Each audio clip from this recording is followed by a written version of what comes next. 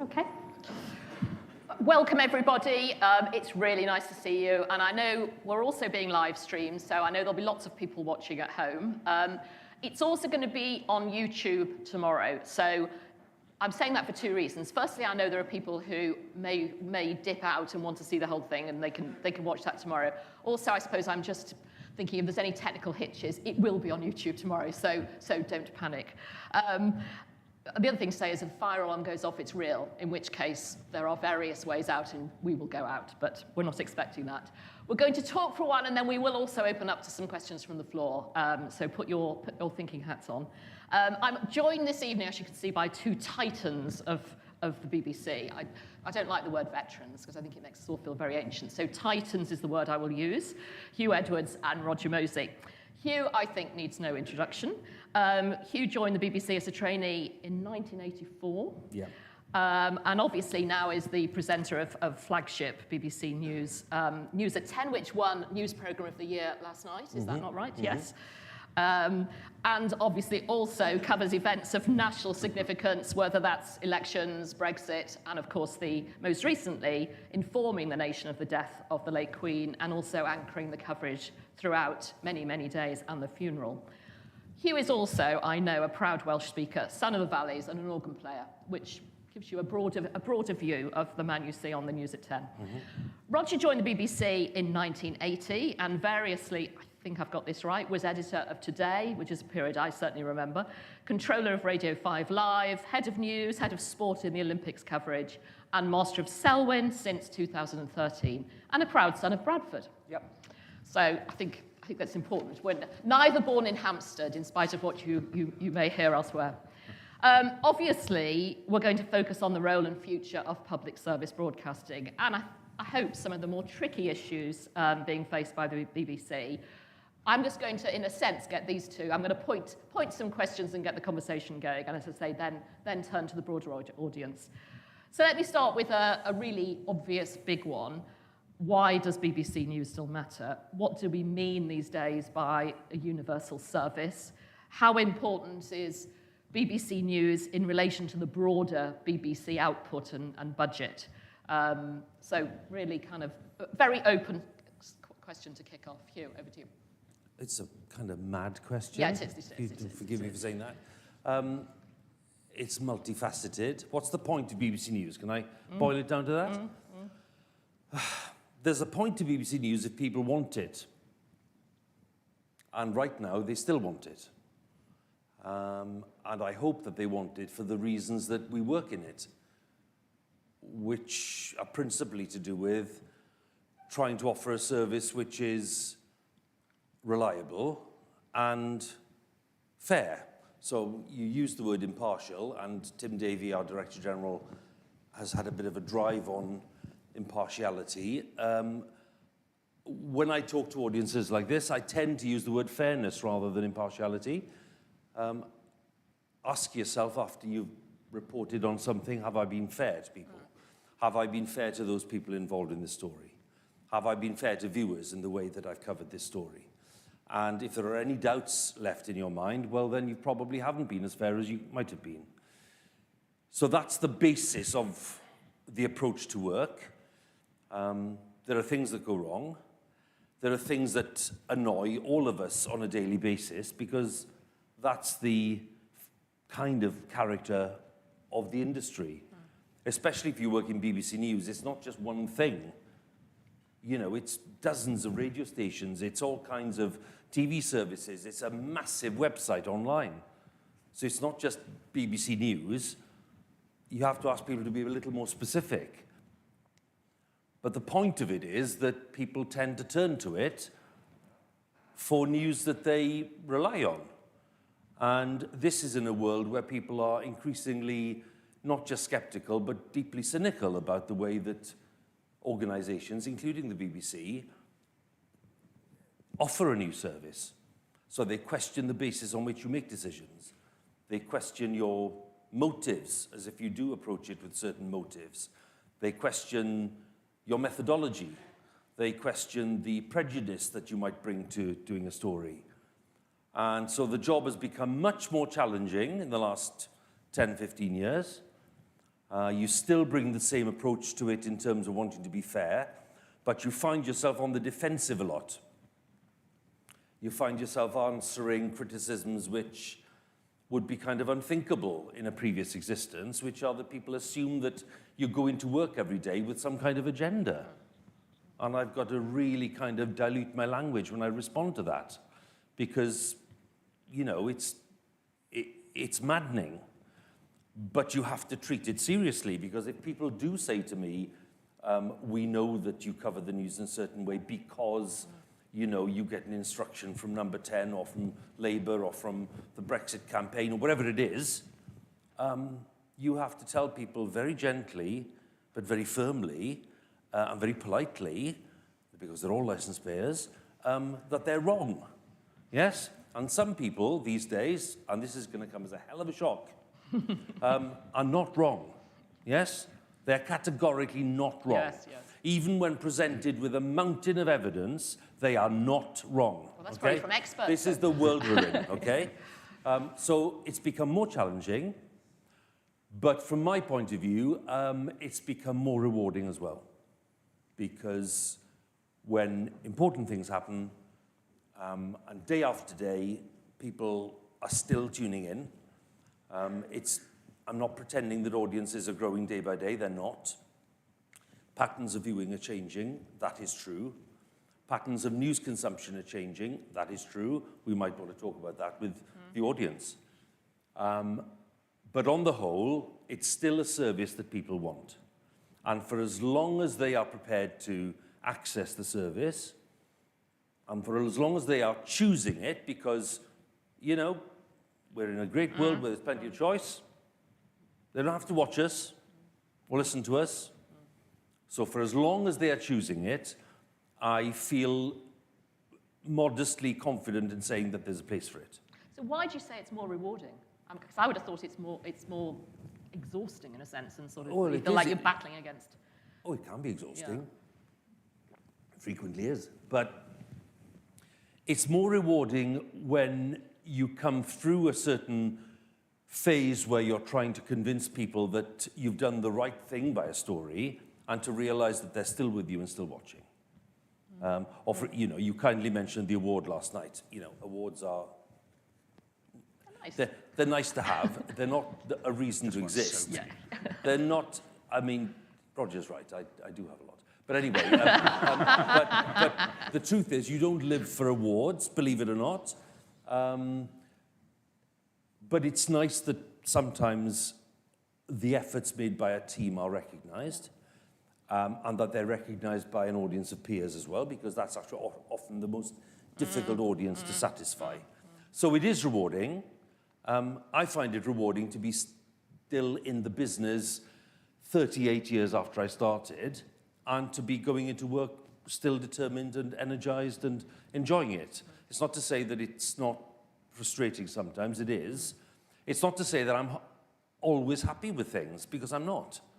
You know, it would be stupid to say that I was happy with everything we do. I'm not. But you try to get into a position where you go home at 10:40 or 10:50 thinking, that was a pretty good programme and I'm pretty happy with it. And that's not a bad outcome, and I find that rewarding. Good.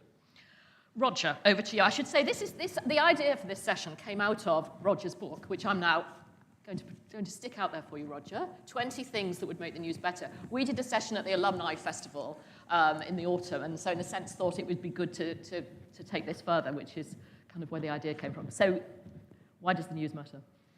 Well, we're in a world in which there's disinformation, you've got bad actors at a state level, and then you've also got people yammering away on social media in a way which I think is very destructive. And Twitter is people of my kind of age shouting at each other, and it's not a very edifying spectacle. So actually you need something that is about truth and fairness and impartiality, and public service broadcasting does that. And I found it quite interesting, when you talk to students at Selwyn, I'm sure it's true at Fitz as well, that they do consume a wide range of media, but often they go to the BBC to find out if it's true. And they will check. And in Britain, there is still, and in most of Western Europe, there's still public service media that is there and accurate and fair. And on the whole, in the United States, I think that battle has been lost. And if you look at the polarization between MSNBC on the left and Fox News on the right and everything in between, the United States has lost that common talking point, that space where you can share and everyone be represented and there be fairness. But I think the obligation then becomes public service media needs to be very good indeed. And I think sometimes it can be slewed a bit by social media. I think it can be driven a bit by a social media agenda. I think newsrooms would be better if they didn't have as much Twitter in them. I think sometimes you can have an agenda which is a bit samey across everything, whereas I think the BBC should be distinctive, it should be different, it should be saying we're doing some stories that other people don't do, and I think that is true. They do, but maybe not quite enough. So the obligations on public service broadcasting become the bigger, the more it's under threat. I'm just going to ask you a question which isn't to both of you, it is directly to you, and it's one that people have asked me to ask you, and therefore I'm going to ask you, which is, what was it like dealing with the whole Queen's death and Queen's funeral? Because you were so central in terms of the public sort of framing of that. I mean, kind of, how did that feel? Surreal in a way. Because that was the BBC as the public service broadcasting in a sense. Yeah, I think you're aware that at times like that, especially people are going to turn to BBC. As Roger will know better than anyone, you know, for decades we've gone through various scenarios. What would happen if, for decades it was the Queen Mother. What would happen if the Queen Mother died in certain circumstances? I remember one rehearsal where she choked on a fishbone. Well, happily she didn't do that. Happily she lived to a really good age. But, you know, these scenarios are played out not for flippant reasons, but to test people in different circumstances. You know, because if the person involved is not in a place where you expect them to be, you know, your logistics in terms of TV certainly are very challenging. And this was interesting because, of course, the Queen had decided, as we now know, had decided that she would spend the summer in Balmoral. Now, it's not for me to ask you to draw your own conclusions, but it was quite clear that the Queen was in the last stages of her life. Yes, was not coming back. And, you know, it was quite significant, I think, in retrospect, that the Queen insisted on staying in Balmoral when it was clear that things were deteriorating. So the dynamics of the event, if I can call it that, were transformed by the fact that the monarch died in Scotland for the first time. That changed the plans that we had. There was a plan for that, but we never thought that plan would be put into effect. So the Scottish element was loud and proud, and that made its own statement for many people. And then, of course, you had the transfer to London, and then that took days, and, you know. So did I expect to be the person in the seat making the announcement? Well, you just never know. Did I want to be in the seat?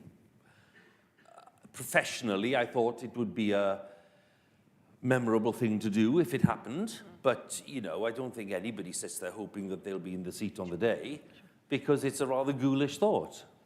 But it so happens that I was there on the day. And when we were in that most dangerous time on air, which is filling time for 5 hours, so the opportunities for mistakes are, let's just say, endless.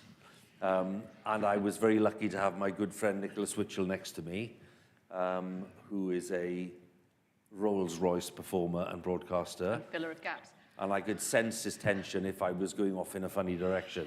So I had a very rapid U-turn. But it's true that we knew where it was heading. But of course, you've no idea how long you have to be on air for. I did say to Nick at one time, we've been on air for 4.5 hours. And I said, what if it's another 4.5 hours? And he said to me, well, what if it is? Yes? So, you know, you're in that zone, really. Yeah. So we were obviously expecting, and we had some people messaging us from different parts of the establishment, if I can put it that way. But then the question I've had very often, Sally, is in an hour's time there'll be an announcement. Nothing like that. First thing I knew was when my producer, who was a 28-year-old who joined us on the channel several years ago, who, to the BBC's great credit, kept him on duty while this was happening, because normally in the past we'd have maybe, you know, big-footed somebody, but I was very pleased. He's somebody I'd worked with in the past. He stayed in the chair to output the program, and he's a really talented guy. And he said to me, as if it was just a conversation, I was chatting to Nick Whitchell, and we were looking at Balmoral and Palace, and I was saying something like, or whether the doctors maybe can't do anything else or something. And he just said, oh, Hugh, we have the announcement. Take it in your own time. No kind of mad news rush, which I think is the normal thing with breaking news, which is go to the announcement immediately, yes? So there was an instant to gather your thoughts and then do the announcement. And the only thing I'd say is that, you know, it's what you're paid to do as a presenter, which is to hopefully present something professionally.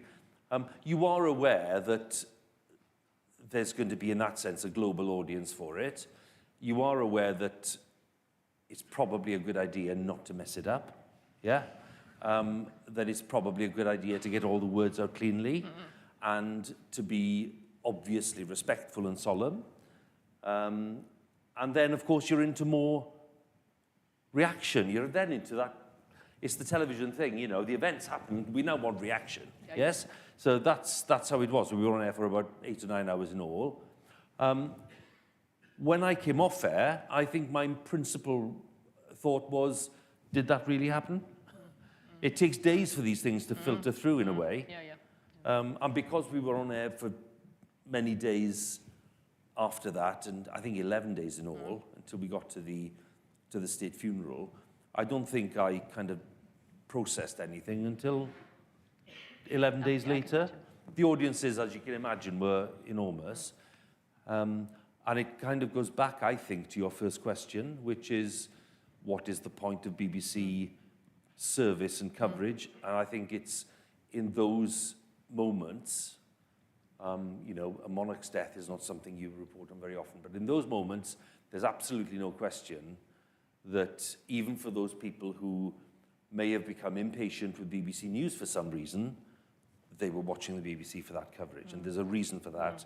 It is that they expect us to do a proper, respectful job.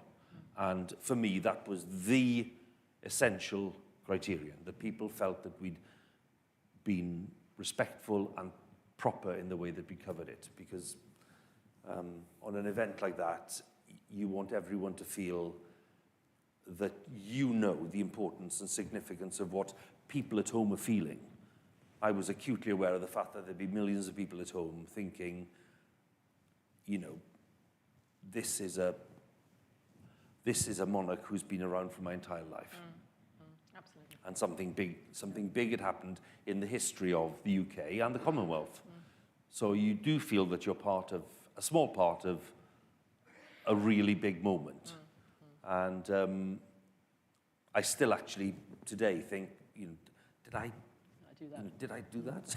You know, but, I'm still employed, which is gratifying. That's very good. Yeah, That's very good. Moving on to a sort of more nitty-gritty issue, I guess. Impartiality. I'm going to start with Roger on this one. You have got a great sentence in your book, which I keep plugging for you. Journalism that is evidenced and impartial. This is journalism that is evidenced and impartial, but says something of significance too. That's what we're aiming for. And what do we mean in that by impartiality? I mean, Hugh, I was interested you talk about fairness. You're much clearer that it's about impartiality. And I know, obviously, the BBC has become somewhat obsessed by it, and various people are saying, oh, we've left because we keep getting told off about it. I suppose what I want to understand from you both, but I'm going to start with Roger, is what should be meant by impartiality? Do we help by banging on about it all the time? Because it seems to me it is a sort of endless conversation. And I suppose the most extreme example of, I would think, where impartiality didn't quite get it right was around Brexit, where, because in a sense, impartiality is one thing, but that doesn't necessarily mean one of them and one of them. So how, if you think about that period in particular, is there a way that that could be made better while still being properly impartial? Yes, I mean, I think impartiality can also mean not being biased.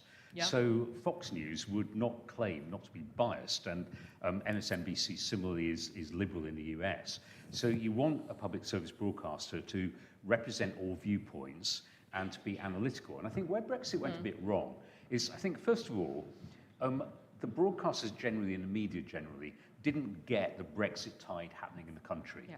And it was curious, when I was writing the book, that people in BBC local radio said, well, we knew in Lincolnshire and we knew in Merseyside, but somehow it didn't quite get to London. And I think there was a sense in London that London was a Remain city, and they didn't quite believe what was happening in the country. So I think that was a problem. When you got to the campaign itself, there was then what I've sometimes thought of as being robotic bias of Remain say this and Leave say that.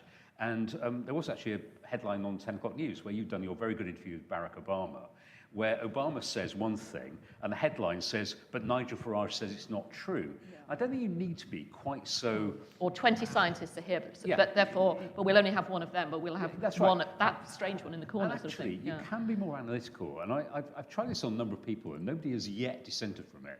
But you can say that actually, on the economy, Britain was likely to be worse off if we left the EU.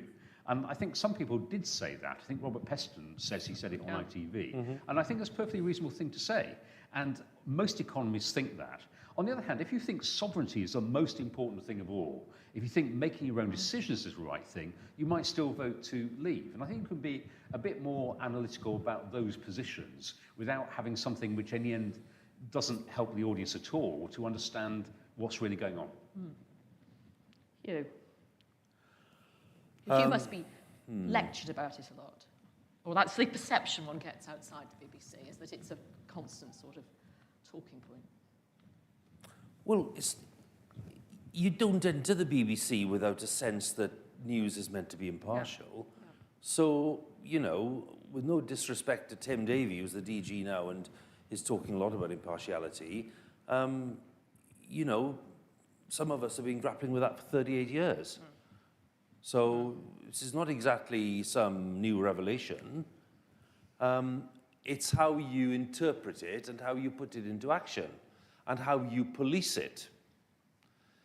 I've always been of the view that if somebody was trying to promote a certain agenda in news,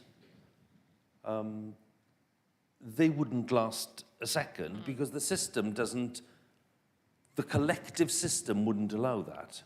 It's not like a newspaper where you have some editor saying, spike that and run that. It's not like that.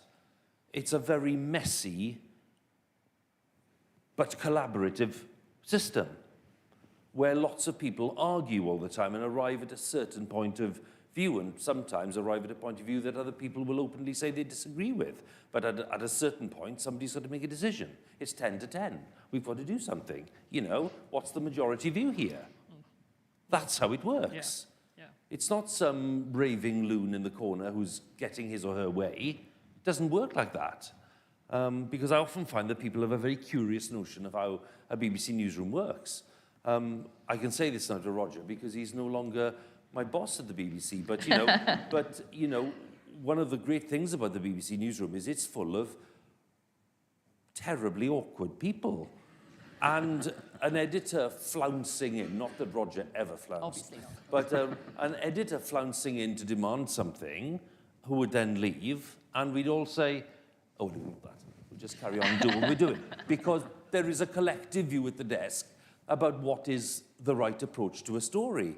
And sometimes somebody will come in with an idea which we all recognize is a good idea and a creative and positive input into the debate, and others are frankly loopy. And, you know, you've got to distinguish between them because people will have the odd loopy idea, which has to be kind of politely nodded at, and then you carry on. That's how the system works. There's nothing odd about this. This has happened in all kinds of workplaces where people have big ideas. And some of them are great and some of them aren't. So the newsroom works in a way which is pretty organic in the way that decisions are arrived at, lots of arguing, sometimes not very pleasant, lots of strong views and feelings about how we do stories, lots of very strong views about which stories we should cover, and more particularly, which stories we have to drop, because, of course, the 10 is just 31 minutes or whatever it is, and was cut back a few years ago, so we're even less able to do as much as we were doing. So the decisions are quite difficult. On Brexit, which was, I will admit, a rather turbulent time, in news terms, you know, it was, my colleagues at ITV and Sky will say the same thing, but the BBC was in a difficult place as well, because you're in a landscape where we are forced on the defensive a hell of a lot.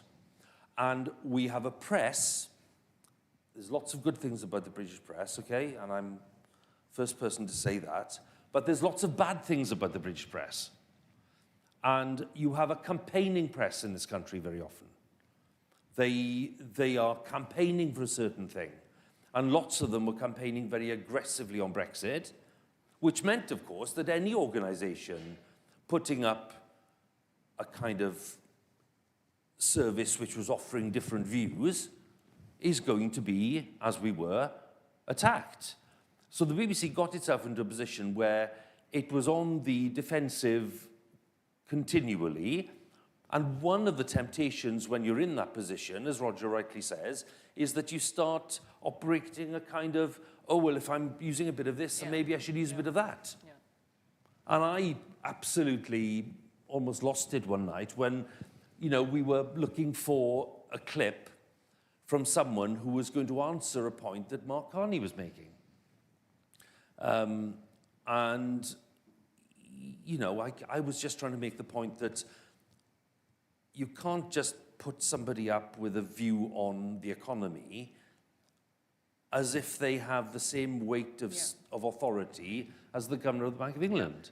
Yeah, so, you know, you can't do that. You know, Professor Sid Snozzer from the University of West Bromwich or wherever, yes? Yeah. There's no university in West Bromwich. I've checked, okay? But, you know, it's the kind of expert that pops up. But no, I remember there was one pet, literally there was one pet scientist that kept being brought up. Does that expert represent the same weight of experience and authority as your core story contributor? And if the answer is yes, okay. If it's not, well, you need to think very carefully about the way that's calibrated. So it's really annoyed me and irritated me the way that people have suddenly been contributing to this debate as if this was never, you know, thought about at the time. Yeah. You know, we had to be told about this after the Brexit result happened, when suddenly people were jumping up and down and saying it's all the BBC's fault.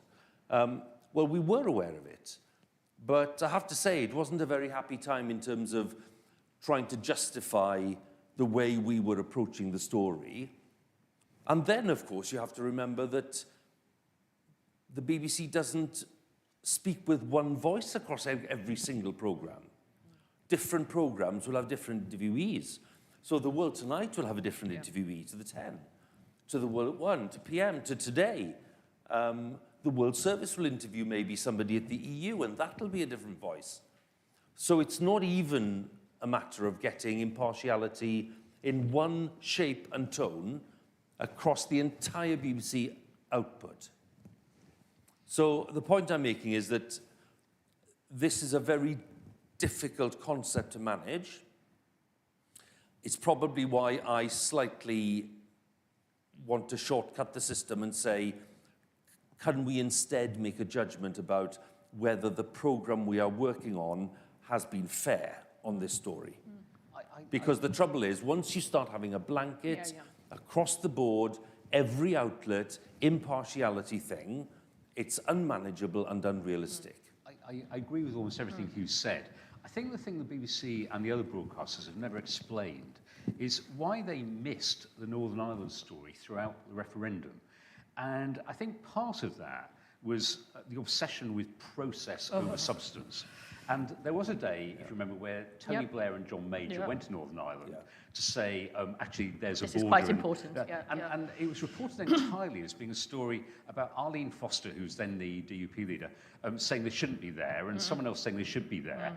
And nobody ever did anything about the border and the Good Friday Agreement and the peace process. So therefore, actually, if you look back now at the coverage of all the broadcasters and much of the newspapers as well, the biggest issue that has bedeviled us and is still going this week was barely touched in the referendum campaign. I think on that day, because I do remember it, Major's speech that day, I think Gordon Brown was there as well, I think. Yeah, maybe. There was some Prime Minister's went. Major's speech on that day, Major spoke very well. Major's speech on that day was to do with the economy. He did touch on the Good Friday Agreement, but most of it was the economy, and it was all about the grave diggers of our prosperity. That was his phrase on the day. So his speech was to do with the economic well-being of the UK more than Northern Ireland.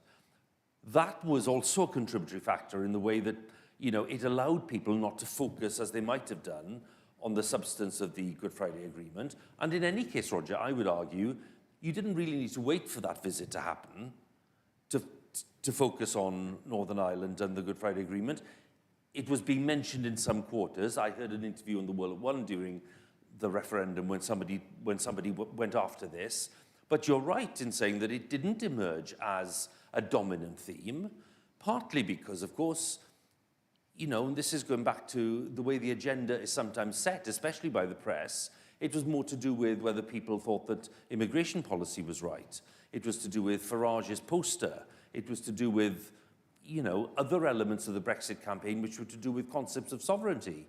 It wasn't to do with the stability of Northern Ireland and the Good Friday Agreement, because, in all fairness, you know, it wasn't flagged up as a major theme day after day.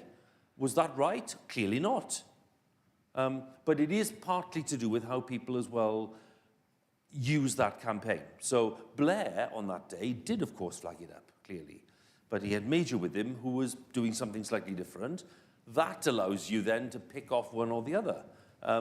Journalists would pick on the best soundbite, I suppose, in some ways, and Gravediggers of Prosperity was one of them. You know, I mean, Major still loves that phrase, by the way. I think he's still using it. Don't you think it was more than that, actually? Because it also fitted into an agenda which was they were going as the establishment. So the fact they happened to be in Northern Ireland was one thing, but they're the establishment. So let's go to Skegness and talk to two people on the beach. And that somehow was perceived as sort of being equal on the news. And, you know, I think well, the point is, Sally, you can't have it both ways, can you? Because, you know, Roger's saying, well, of course, you're not near the people, and, you know, local radio's telling us we know what's going on. So then when we go and talk to people locally, oh, God, you can't do that. It's false equivalence. You know, you can't win. You know, the truth is that we did speak to lots of people around the UK, but my problem with it was that we probably didn't put it in a context which was useful to viewers. You know, because vox pops are fine, and they can actually illuminate, but they have to be used in a way which is in a context that is clear. Otherwise, you know, you could just, on any subject. If you're going to go to, let's say, Great Yarmouth and talk to people there about the problems, I would say, well, if you're going to do Vox Pops, let's do it on a specific issue. What's been the impact of immigrant workers in a place like Great Yarmouth? What's been let's do the piece which is thematically consistent. And then the Vox Pops from local business people or local shopkeepers or local people in schools where they don't speak English and all the rest of it, all valid subjects, they're all going in one. But actually you are analysing something that's really giving added value to the population. And how do we move away from what I always call this processology, like, oh, he said that and she said that and all the rest of it. I mean, we need I would have thought we need BBC political editors to give proper analysis, not say I've received a tweet and this story is just breaking, because that's not the job. It should be an analytical job. Now, you might necessarily want to comment completely on that, but you can. Well, sometimes I think you need to ignore social media. You need to ignore sometimes. I think that's a good idea. No. I think you really shouldn't be doing that because it's being too responsive. Yeah. I think then that the other thing is the BBC has to be confident about investing and why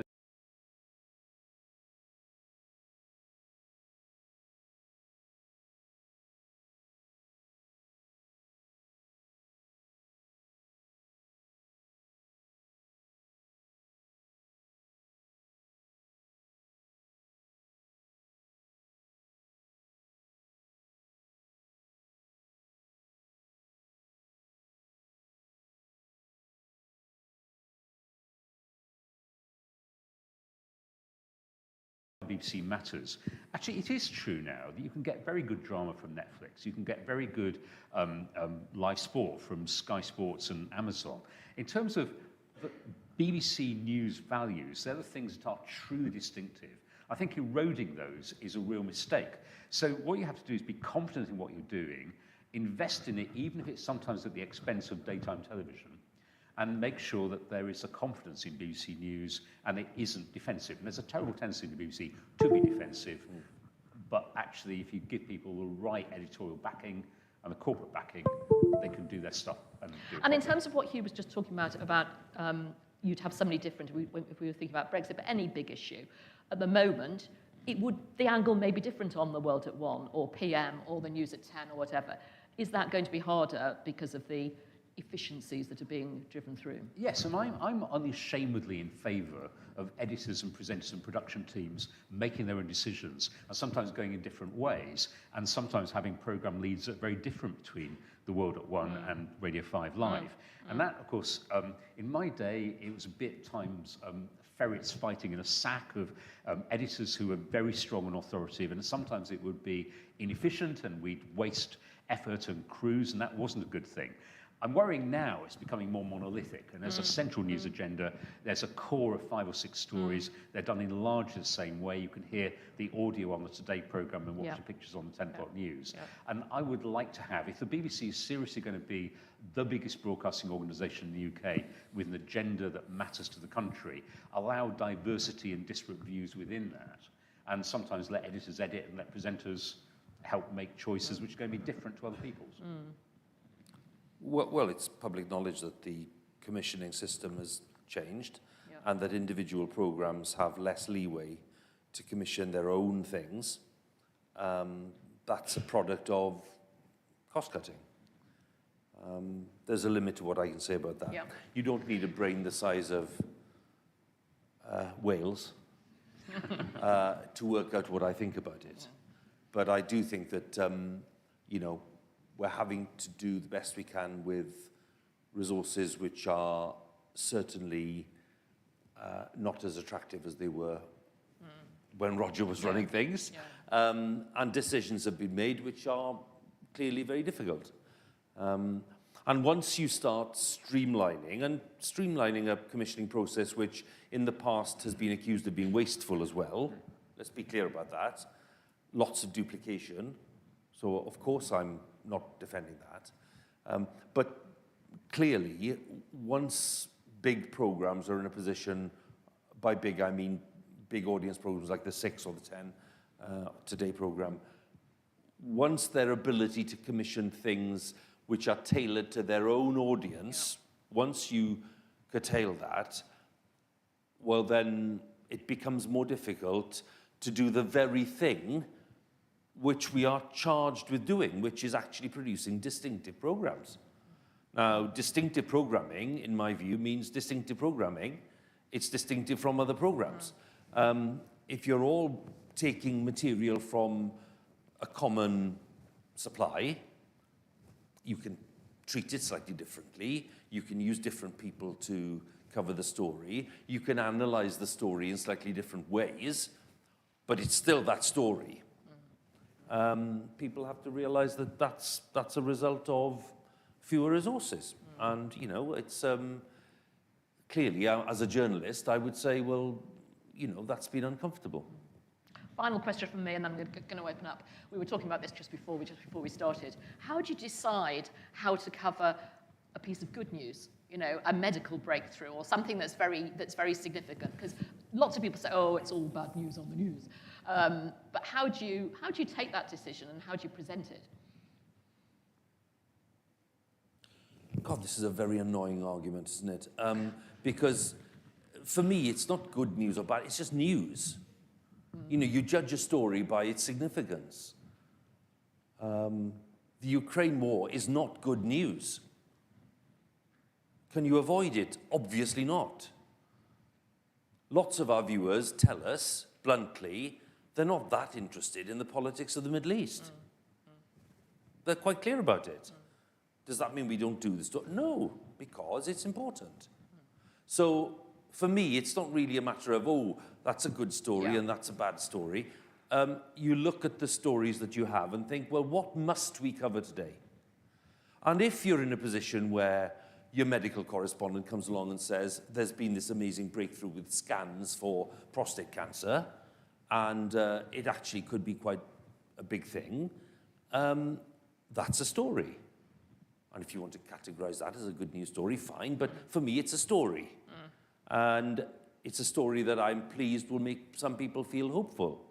But then you're often with, if you're talking about medical advances, scientific advances, then the debate we have is the need to be clear with viewers that very often we're talking about advances which won't yield treatments for 10 years.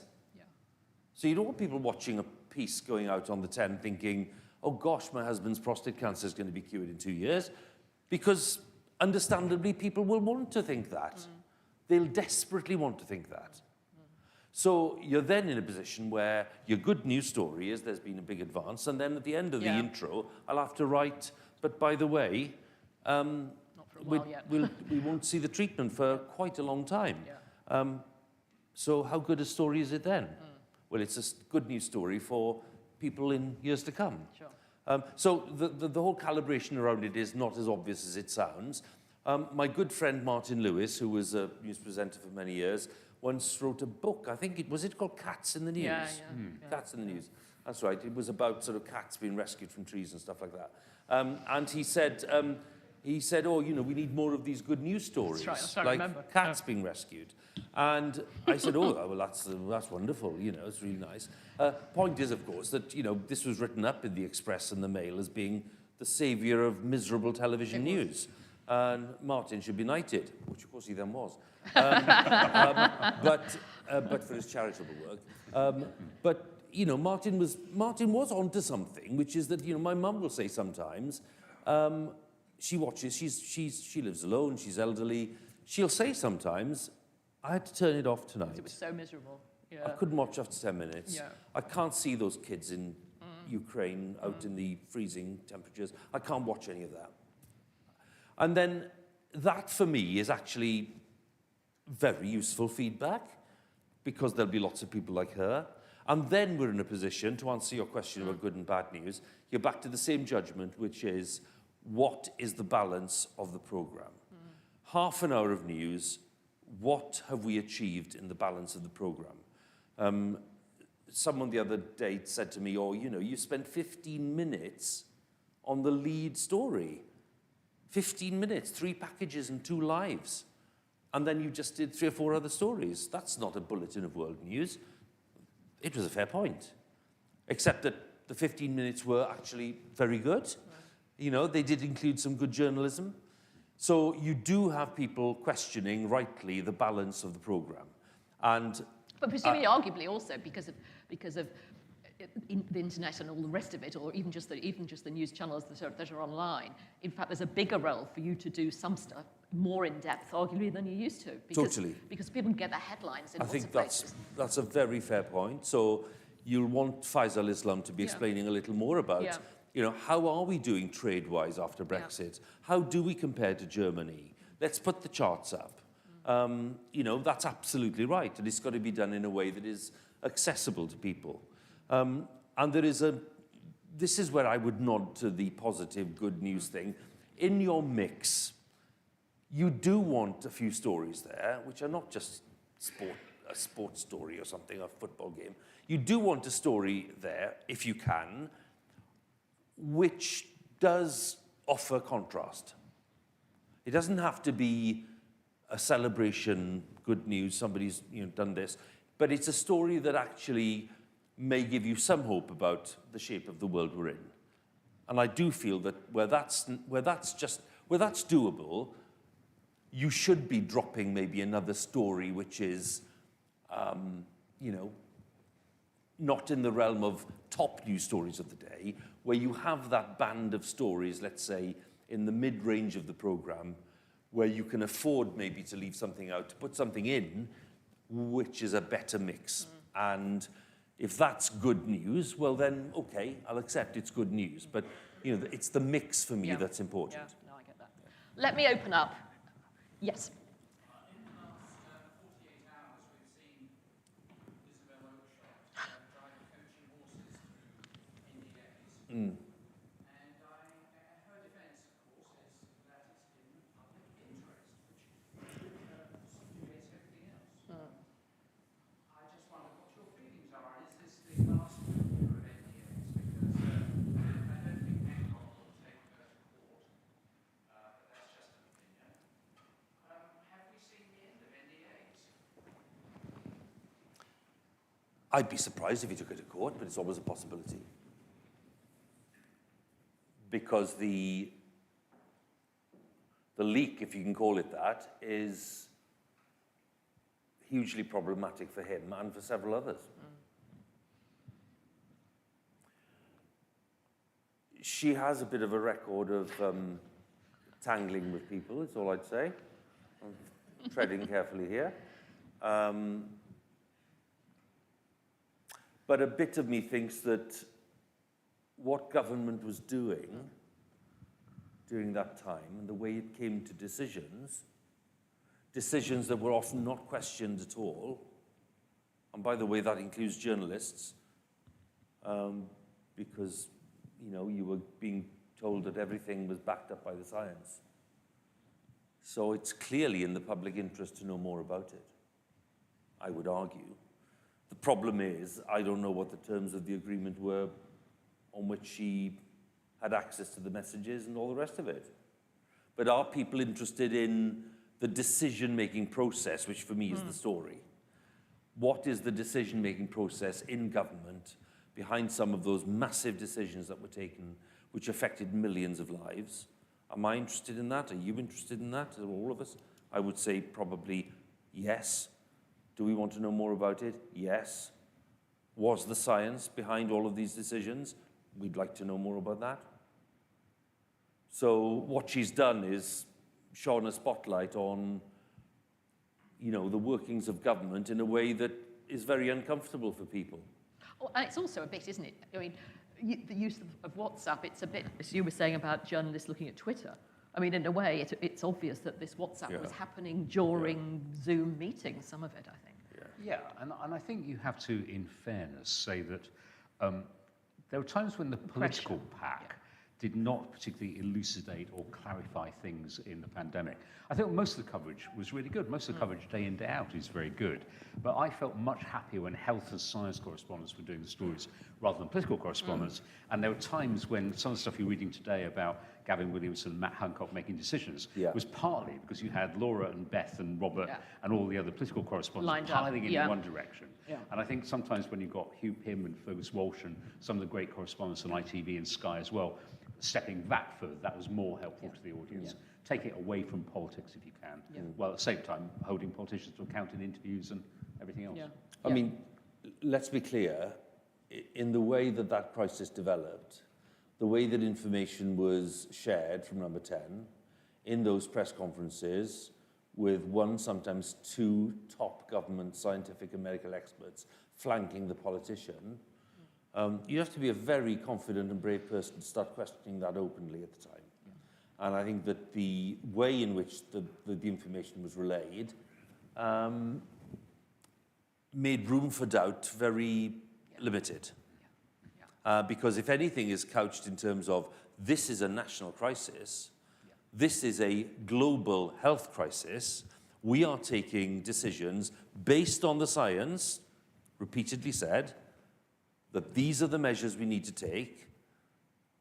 You know, I think it's probably rather fanciful to imagine that your journalists are going to pop up and say, oh, hang on a bit, I'm not sure about that. It's only in retrospect, you know, really. Those people who did begin to question it at the time, even in parts of the press, were labelled as, you know, slightly odd people, or troublemakers, or conspiracy theorists. So that's why the content of these messages is, I think, not just interesting, it's important. Yes. Obviously the BBC has to be impartial and neutral and fair, as you've described. do you ever think there is any room, if not potentially a responsibility, to be critical of certain things? The example that kind of pops into my mind is when MPs are breaking lockdown rules, do you think you have a responsibility to project this is wrong purely for the sake of of public health so that other people don't do the same thing? Or do you think that potential criticism or just identification of it being a bad or wrong thing is implicit in the messaging and implicit in the headlines, if that makes sense? It does make sense. Yeah, I mean, well, isn't it obvious that it's wrong if you say that they've broken the rules? I think the problem is it's not, this is where we come into a place where maybe I'm just very old-fashioned and maybe I need to be put out to grass. But I don't think it's my job to say to you as a viewer, oh, and by the way, this is really wrong. Yeah?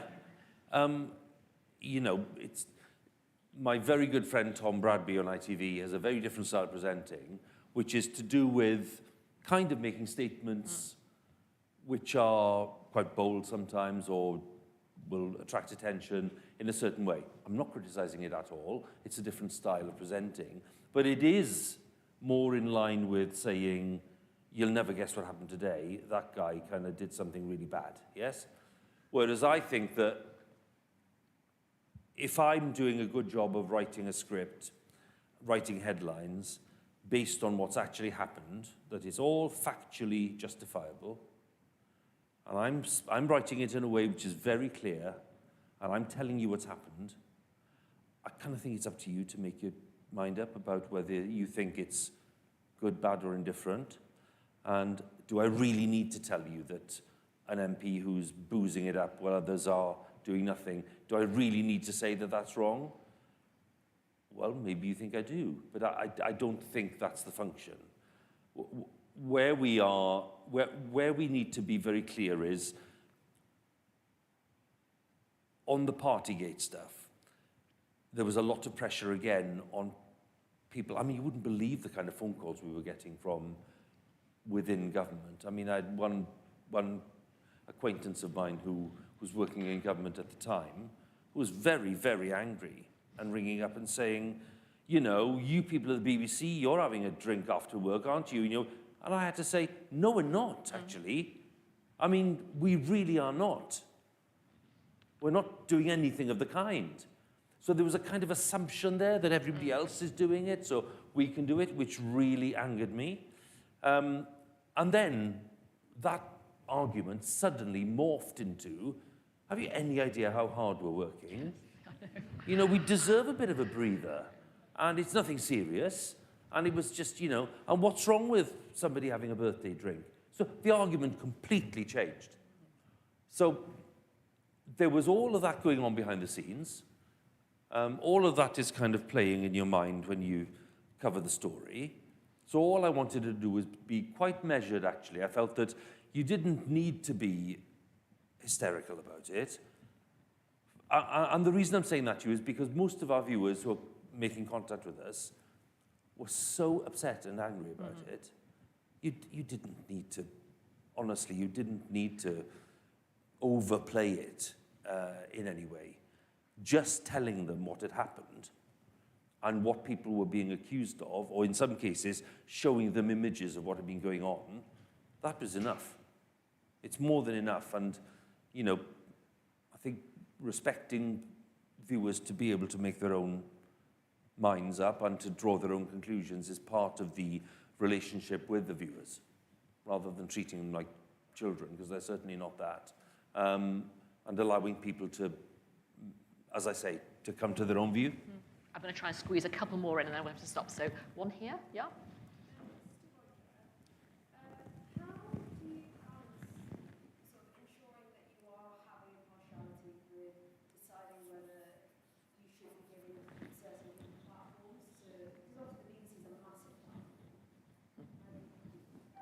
I'm in favour of every single view being represented.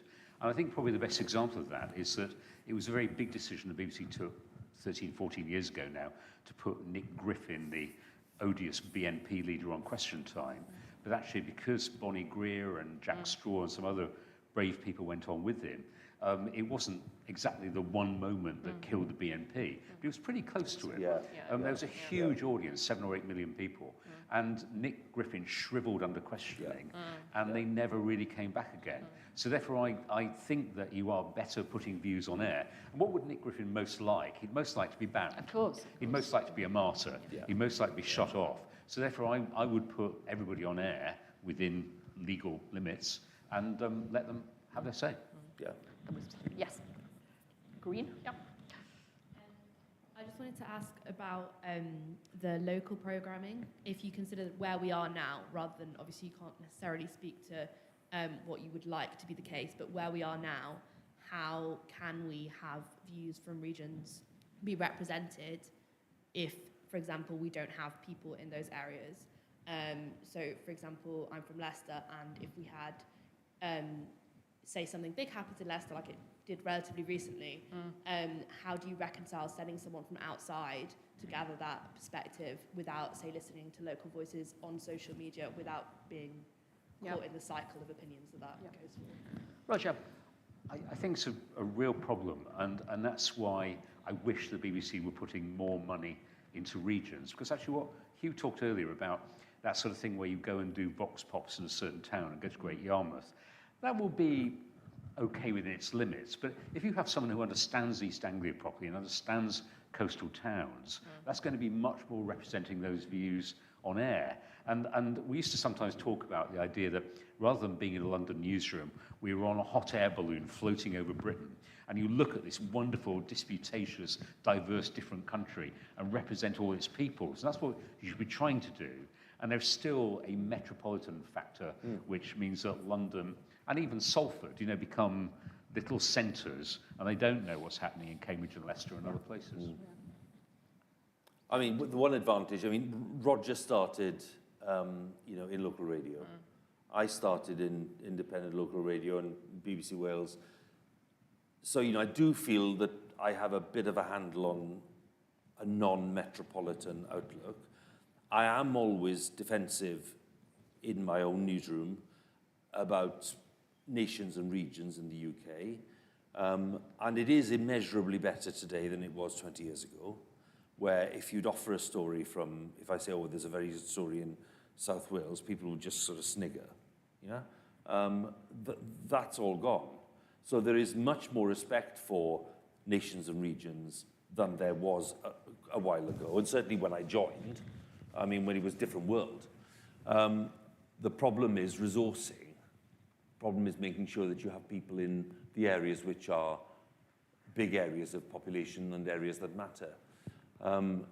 The example you give, well, in those instances, what you try to do is marry whatever resource you have locally. So it may be somebody dealing with a region, and then bolstering that with people who can come in to help from outside, because actually the local voice is still going to be the one that you want to hear. The local input is still the input you want. You're still going to want to talk to people who can authoritatively tell you what's going on in the local community. So even if you send a crew in from London, you're still going to want the local input. So that's not something that's been discarded, but it's something that's more difficult to deliver, obviously, when resources are being cut. The other thing I'd say to you is that what we've done in terms of trying to make the nations and regions more visible, I think has been quite helpful. So this is a slightly different point to the one you're making, so I'm apologizing, but making people understand that the BBC isn't just what they consume, that it's much more than that. So trying to get people to understand what the BBC is providing on a daily basis. And the trouble is, you begin to sound like some kind of terrible evangelist. But, I'm in debate sometimes with people from some of these big companies, including Sky or Netflix or wherever, in forums like this. And I have to remind people, that I'm paying, well, I don't know what it is, but it's a lot of money every month for my Sky TV. and I'm paying 44 pence a day for my BBC stuff. And, you know, when I say that, people kind of laugh and don't believe it. I keep saying to Tim Davie, you know, you need to be saying this more often, because actually it's a figure that people kind of find quite hard to digest. And it's not just what they're taking in. It's not just the fact they're watching The Six or enjoying, you know, EastEnders, if they are, or, you know, whatever it is, or The Archers, or whatever it is, a bit of sport on 5 Live. It's all the stuff they're not consuming, which other people are consuming. So underlining that is part of the mission. And it's getting more and more difficult to do that in a world where people have a lot more choice, and they'll say, going back to your first question, why would I pay for the BBC? You know, I can get stuff, I can get my box sets, I can do this, I can do that. If I want the news, I can pick up a free metro on the tube or whatever in London anyway. And you know, the question then becomes a very dangerous one, which is, what's the point? Why would I pay? And then, of course, you've got a press, which is, I hate to say this again, is actively campaigning on that part. So anything bad about the BBC, anything about the BBC spending money on stuff, you know, they'll have a go at it. That's the reason, frankly, I think the licence fee is frozen, or has been frozen. You know, because there's pressure on politicians as well to show that they're not giving the BBC a good time. You know, it's all part of the same vicious circle. And I can't say, you know, Tim is doing a good job of being positive about it, but, you know, it's not an easy thing to be trying to tackle at the moment. I'm quite sure about that. I fear that that's where we're going to have to stop. I can see a lot of hands still up. I'm really sorry, but I think that was a very good end point. I have to say, for me, the licence fee was worth it for that marvellous round robin of Liz Truss doing the regional interviews. That was worth. I couldn't possibly comment. That was worth paying, if nothing else. But can I say thank you so much to both of you? I mean, you've helped shine a bit of a light onto what we all think we know so much about, but actually, clearly, we don't know enough. So, can you show your appreciation, please?